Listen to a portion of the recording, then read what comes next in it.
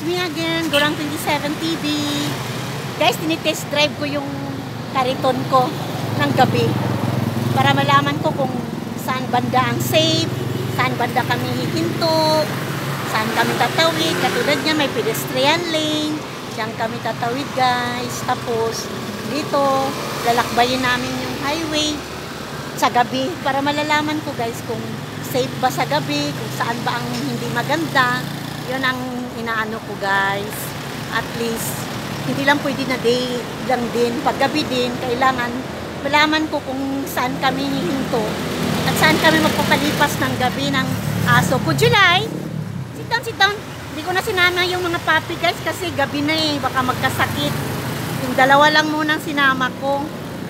Kaya ganito pala sa lansangan paggabi na guys, wala nang ano, ilaw na lang tsaka mga truck ang maano mo. Kaya tingnan na lang natin kung saan kami makarating guys. Yun. Pag ano naman, pag super gabi na, hindi naman kami sa ano, matulog naman kami sa safe na lugar. Hindi naman ano. Tapos dito kami matutulog guys. Mayroon akong kulambo, leto naman. Tapos yung gamit ko sa baba naman.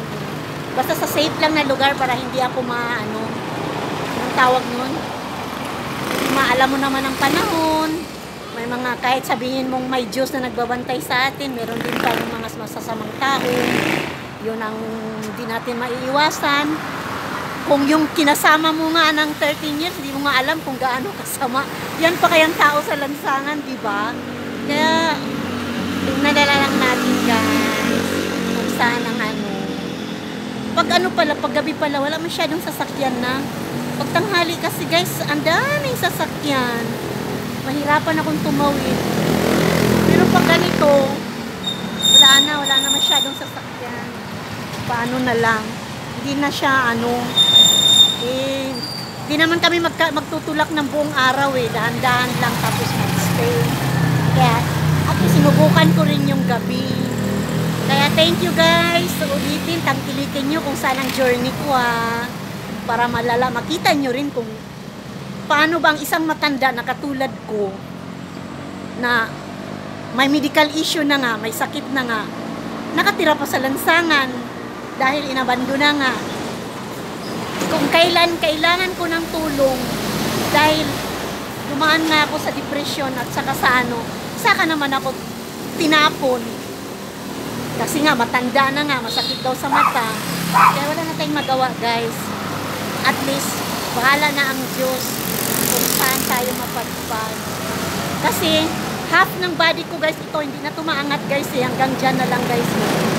May ano na ako, eh. Tapos, may medical issue ako na hindi ko masasabi sa inyo. Baka, mamaya sabihin nyo, nagpaawa effect ako. Ayaw ko ng ganun. Kaya, thank you. Nagpapasalamat na lang ako na manood kayo sa views ko. Then, thank you so much that makikita nyo how an old woman, an aging woman live in this life. Oh, pushcart. Right, July? Ha? Oh, uwi na tayo? Uwi na kami guys kasi yung mga tuta namin nandoon pa eh. Sa ulitin guys. Thank you.